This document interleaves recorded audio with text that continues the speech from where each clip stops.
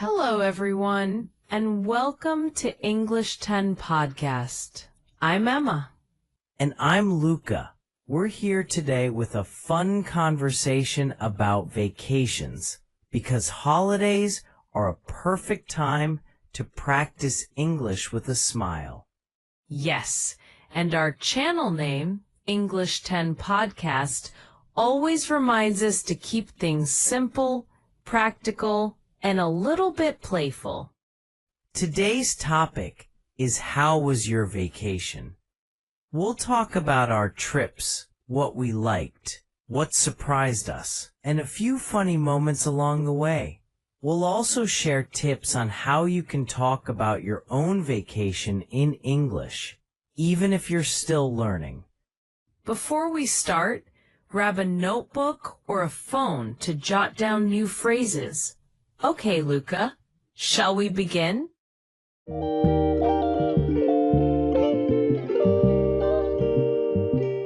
Emma, how was your vacation? What was the place you visited? And why did you choose it? It was great, thanks. I visited the coast, a small town by the sea. I chose it because I needed fresh air and a break from the city noise. How about you, Luca? What was your vacation like? My vacation was a mix of relaxation and little adventures. I went to the mountains and stayed in a cozy cabin. The air was so clean, and I tried a lot of local foods. But I have to admit, I forgot to bring my camera for most of the trip, so I have many stories without pictures. That happens. Sometimes the best memories aren't in photos. What's one moment you'll remember forever? I'd say the evening when the sun dipped behind the pines and the air smelled like pine resin. I sat by a bonfire with new friends and we shared funny travel mishaps. It felt like a movie scene. Sounds magical. My vacation had a funny moment too. I rented a bike and rode along a windy road. A gust of wind blew my hat away, and I had to chase it while laughing at myself. It wasn't dangerous, just embarrassing in a cute way. That's a classic vacation moment. Do you prefer a quiet trip or a lively one? I like both. But I think a balanced trip is best. Some time to rest, some time to explore, and some time to try new foods. How about you? I enjoy a mix as well. A quiet morning with coffee, then a curious afternoon discovering new places.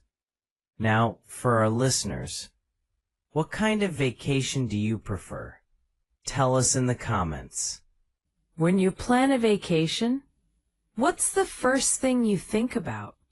The timing, the budget, or the activities? The first thing I consider is the objective of the trip.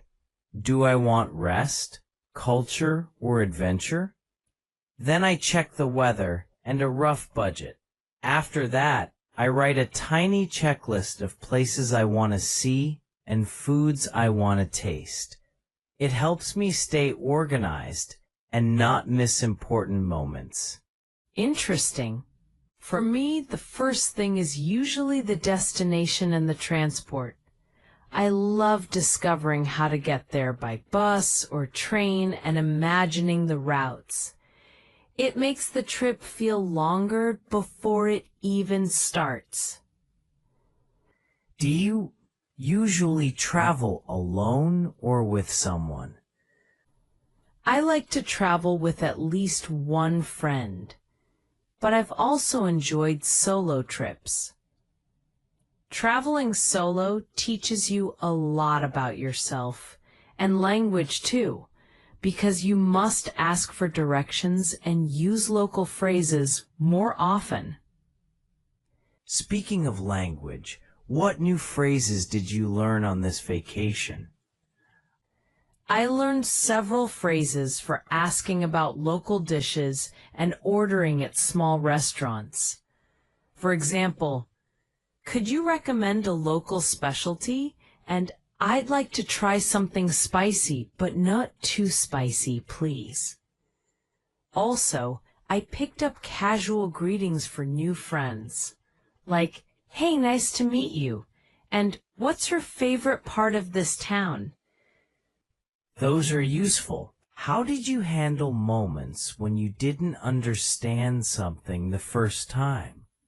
So I used simple strategies.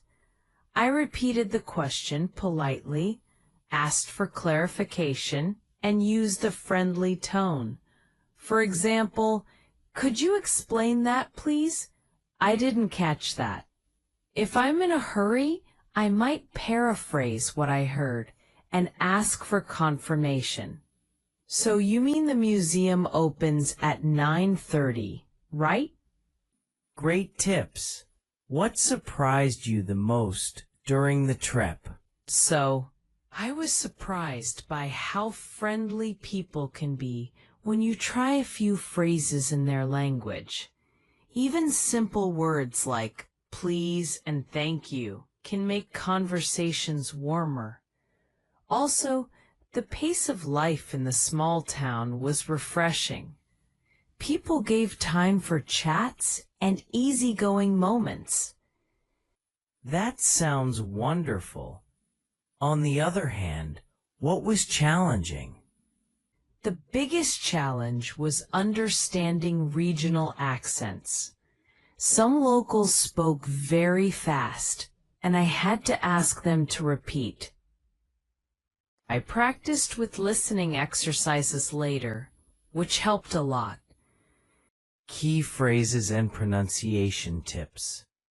Let's learn a few practical phrases you can use to talk about vacations. First, how would you begin a conversation about your trip with a new friend? I'd start with, I just returned from a vacation to place. It was brief impression. Then I'd add a question. Have you ever visited there, or would you like to? What about a longer response? A longer response might be, I spent 2 weeks there, and the best moment was event. The food was amazing, especially dish, though I wish I had more time to explore. It's good to mention a specific moment and a sensory detail. And what about describing timing? You could say, the trip lasted from date to date, and during that time I experienced a mix of rest and adventure.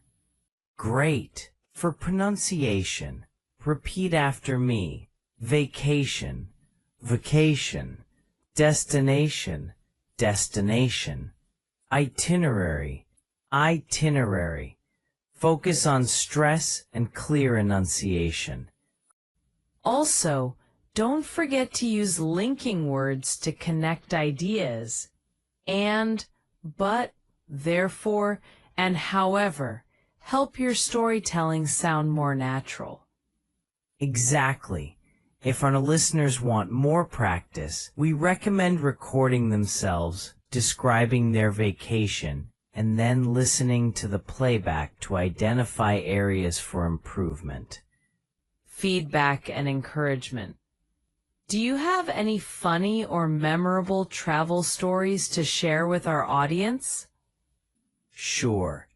One time I tried to order coffee in a tiny cafe and accidentally asked for a cow instead of a coffee in my nervousness. The barista smiled and corrected me gently, and we ended up laughing together.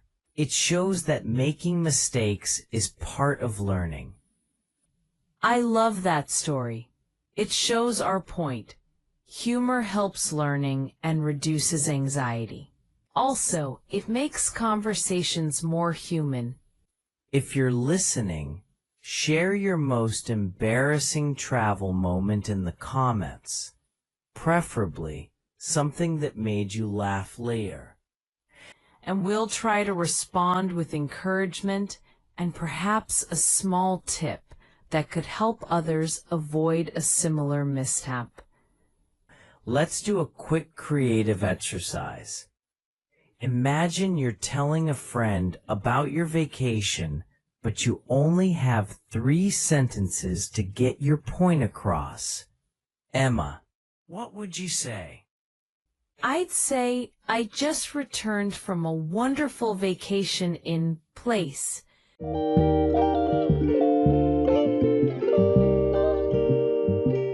Before we finish, Luca, I'd love to hear from our listeners. What kind of feedback do you think is most helpful for someone learning English at the A2 B1 level? I think the best feedback is when listeners share a small sentence they tried to say during the week. Then we can suggest a better version in a kind and easy way. For example, if someone says, "I traveled yesterday," we can remind them to say, "I traveled yesterday," and explain the simple rule. Add ed for regular past actions. That's a great idea. We can also give a quick mini challenge in every episode. Here's one. Tell a short story about your weekend in 3 sentences. Use one new word you learned this week. I'll start. On Saturday, I walked in the park.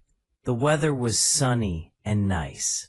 I learned a new word, serene, to describe quiet places.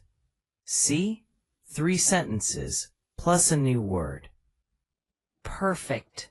And for those who want a little more practice, we can suggest repeating after us.